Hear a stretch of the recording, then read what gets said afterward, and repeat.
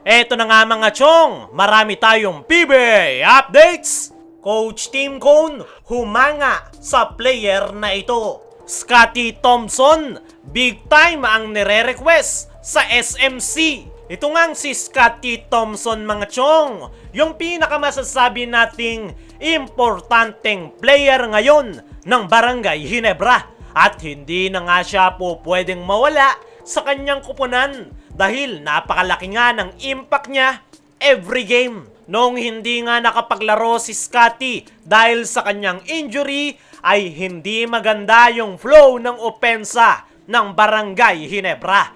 Pero nung nagbalik nga ito matapos makarecover, ay agad nga na gumanda ang kanilang opensa at nakuha nga agad nila ang kanilang 2-game winning streak. Kaya naman, ito ngang si Scotty Thompson ang tinanghal na Player of the Week ng PBA. Matapos ang napakalaking impact nito sa kanyang kupunan kung saan nakuha nila ang kanilang dalawang sunod na panalo.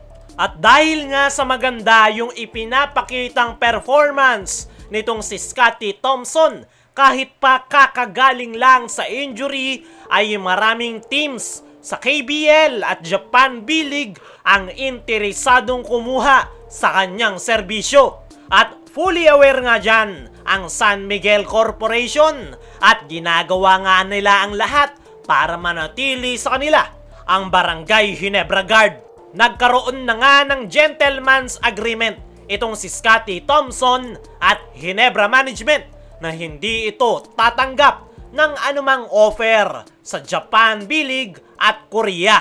Pero meron niyang tatlong nire-request itong si Scotty Thompson.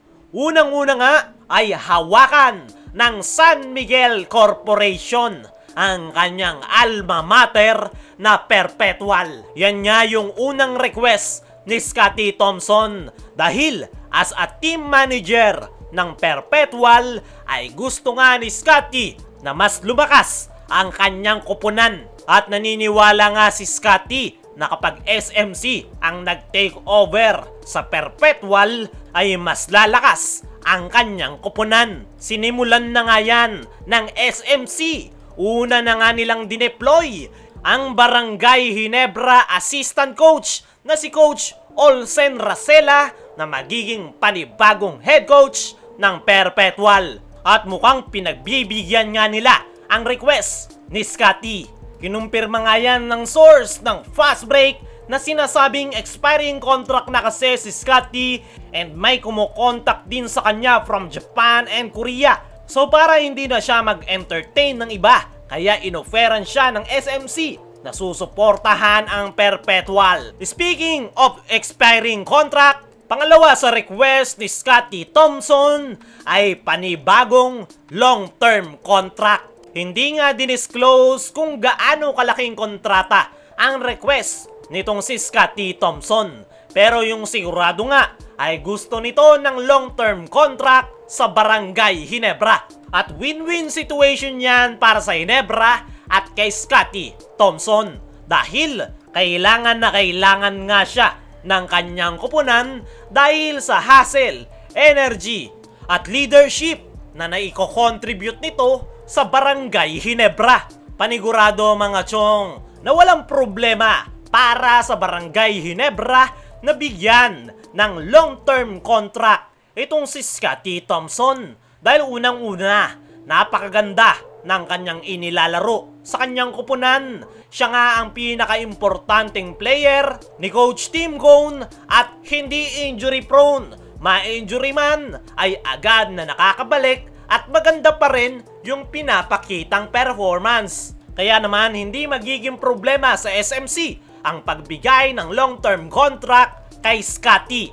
Panghuli nga sa nire-request nitong si Scotty Thompson ay kuhanin itong si Baser Amer. Sa nakaraan nga nating video mga chong ay nabanggit na nga natin na magiging unrestricted free agent na itong si Baser Amer sa katapusan ng December. Ibig sabihin pwede siyang kuhanin ng Barangay Ginebra nang walang kinukuhang kapalit. At isa nga sa request ni Scotty ay ang pagkuha kay Baser Amer dahil malaki nga ang may ko-contribute nito sa kanilang kupunan, lalo na't problemado sila sa guard position at nalalapit na ang pagre-retiro ni LA Tenorio. At tingnan na lang natin kung papayagan ang lahat ng request ni Scottie.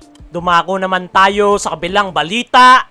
Coach Tim Cone humanga sa player na ito. Alam naman nating lahat mga chong na kapag humanga si Coach Tim sa isang player ay napakalaki talaga ng potensyal na maging susunod na star player. At sa naging huling laro nga ng Ginebra kontra TNT Tropang Giga ay humanga nga itong si Coach Tim Cone sa TNT forward na si Calvin Oftana. Alam nga daw nila na hindi makakapaglaro si Jason Castro, Randy Hollis Jefferson at ang pinaka-focus daw talaga nila ay si Calvin Oftana.